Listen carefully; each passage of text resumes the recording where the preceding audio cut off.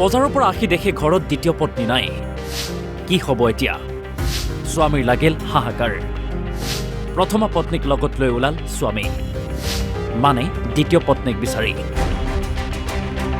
হাতত এগৰাকী মহিলাৰ ফটো লৈ ৰাজপথত এহাল স্বামী স্ত্ৰী। ৰব, চিনাকি কৰি দিছো। ডিঙিত মাফলাৰ লৈ থকা এইজন আমচৰ আলী, ঘৰ লখিমপুৰৰ নাওবৈচাত। এইগৰাকী আমচাৰ আলীৰ প্ৰথমা পত্নী। এই যে হাতত ফটোখন লৈ আছে, এইগৰাকী আমচাৰৰ দ্বিতীয় পত্নী। দ্বিতীয় পত্নী বিয়া পতা 11 বছৰ হৈছে, আছে এটি 9 বছৰীয়া সন্তান। আজিৰ পৰা প্ৰায় 20 দিনমান আগতেই হঠাৎ নিৰুদ্দেশ হৈছিল দ্বিতীয় পত্নী। কলৈ গ'ল তাই? চিন্তিত স্বামী, চিন্তিত প্ৰথমা পত্নী। সেয়ে হাতত দ্বিতীয় পত্নীৰ ফটো লৈ বিচাৰি ফুৰিছে স্বামী আৰু প্ৰথমা পত্নীয়ে। সংবাদ মাধ্যমৰ সন্মুখত প্ৰথমা পত্নীয়ে কৈছে, ক'ত আছা তুমি? সোনকালে আহা, আমি একেলগে থাকিম, তোমাক সৰু ভনীৰ দৰে মৰম কৰিম।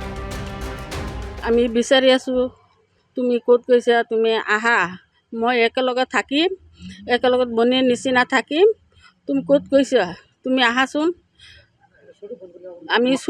তুমি চুৰু বোন, আমি চুৰু বোনৰ নিচিনা মৰম কৰিম আৰু একেলগতে থাকিম।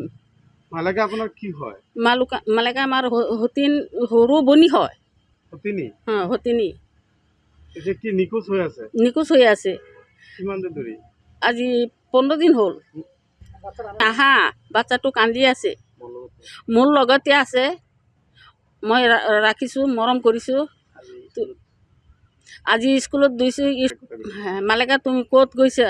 আহা, আমি একেলগত বনীৰ নিচিনা থাকিম, সৰু বনীৰ নিচিনা একেলগত থাকিম। ইতিমধ্যে স্বামী আমচৰ আলীয়ে দ্বিতীয় পত্নী নিৰুদ্দেশৰ সম্পৰ্কে দিছে এজাহাৰ। মই মানে হেৰিৰ পৰা গৈছোঁ, বজাৰ পৰা আহি পেলাই চাইছোঁ মোৰ দ্বিতীয় পত্নীজনী নাই, নিখোজ।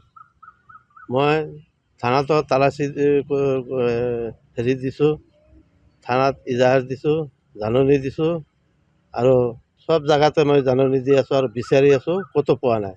কোনো দুষ্ট চক্ৰাত পৰি মানুহগৰাকী তেনেকুৱা কোনোবাই কিবা কৰি ৰাখিছে। মোৰ এটা সন্দেহ হয়, মোৰ কিবা সন্দেহ হয় যে কোনোবা কিবা দুষ্ট মানুহৰ হাতত পৰি সিহঁতে লুকাই ৰাখিছে।